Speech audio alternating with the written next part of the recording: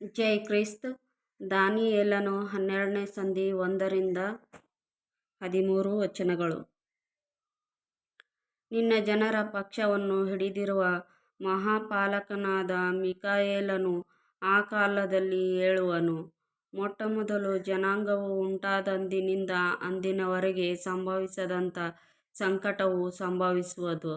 ಆಗ ನಿನ್ನ ಜನರೊಳಗೆ ಯಾರ ಹೆಸರುಗಳು ಜೀವಬಾಧ್ಯರ ಪಟ್ಟಿಯಲ್ಲಿ ಸಿಕ್ಕುವವೋ ಅವರೆಲ್ಲರೂ ರಕ್ಷಿಸಲ್ಪಡುವರು. ಧೂಳಿನ ನೆಲದೊಳಗೆ ದೀರ್ಘ ನಿದ್ರೆ ಮಾಡುವವರಲ್ಲಿ ಅನೇಕರು ಎಚ್ಚೆತ್ತು, ಕೆಲವರು ನಿತ್ಯಜೀವವನ್ನು, ಕೆಲವರು ನಿತ್ಯ ತಿರಸ್ಕಾರಗಳನ್ನು ಅನುಭವಿಸುವರು. ಜ್ಞಾನಿಗಳು ತೇಜೋಮಯವಾದ ಆಕಾಶಮಂಡಲದಂತೆ ಪ್ರಕಾಶಿಸುವರು. ಬಹುಜನರನ್ನು ಸದ್ಧರ್ಮಿಗಳನ್ನಾಗಿ ಮಾಡುವವರು ಯುಗಯುಗಾಂತರಗಳಲ್ಲಿಯೂ ನಕ್ಷತ್ರಗಳ ಹಾಗೆ ಹೊಳೆಯುವರು. ದಾನಿಯೇಲನೇ, ನೀನು ಈ ಮಾತುಗಳನ್ನು ಮುಚ್ಚಿಡು, ಅವುಗಳನ್ನು ಬರೆಯುವ ಗ್ರಂಥಕ್ಕೆ ಮುದ್ರೆ ಹಾಕು. ಅಂತ್ಯಕಾಲದವರೆಗೆ ಮರೆಯಾಗಿರಲಿ. ಬಹುಜನರು ಅತ್ತಿತ್ತ ತಿರುಗುವರು, ತಿಳುವಳಿಕೆಯು ಹೆಚ್ಚುವುದು. ಕೂಡಲೇ ದಾನಿಯೇಲನಾದ ನಾನು ಮತ್ತಿಬ್ಬರನ್ನು ಕಂಡೆನು. ಅವರೊಳಗೆ ಒಬ್ಬನು ನದಿಯ ಈ ದಡದಲ್ಲಿ, ಇನ್ನೊಬ್ಬನು ಆ ದಡದಲ್ಲಿ ನಿಂತಿದ್ದರು.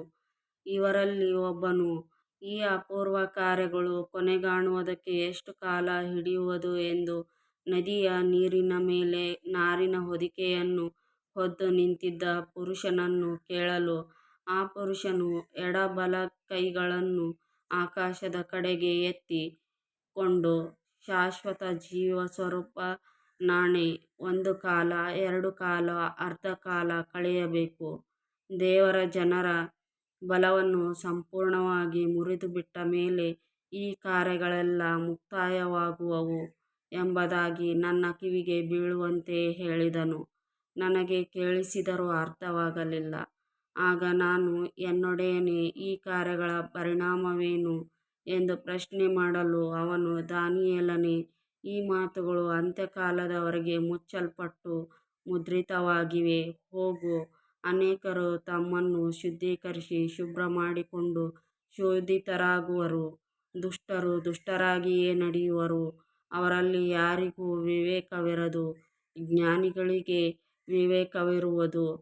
ನಿತ್ಯಹೋಮವು ನೀಗಿಸಲ್ಪಟ್ಟು ಹಾಳುಮಾಡುವ ಅಸಹ್ಯ ವಸ್ತುವು ಪ್ರತಿಷ್ಠಿತವಾದ ಮೇಲೆ 1290 ದಿನಗಳು ಕಳೆಯಬೇಕು. ಕಾದುಕೊಂಡು 1335 ದಿನಗಳ ಕೊನೆಯ ಮಟ್ಟಿಗೆ ತಾಳಿರುವವನು ಧನ್ಯನು. ನೀನು ಹೋಗಿ ಅಂತ್ಯದವರೆಗೆ ಇರು. ನೀನು ದೀರ್ಘ ನಿದ್ರೆಯನ್ನು ಹೊಂದಿ ಯುಗ ಸಮಾಪ್ತಿಯಲ್ಲಿ ಎದ್ದು ನಿನಗಾಗುವ ಸ್ವಾಸ್ತ್ಯದೊಳಗೆ ನಿಲ್ಲುವಿ ಎಂದು ಹೇಳಿದನು. ಆಮೆನ್.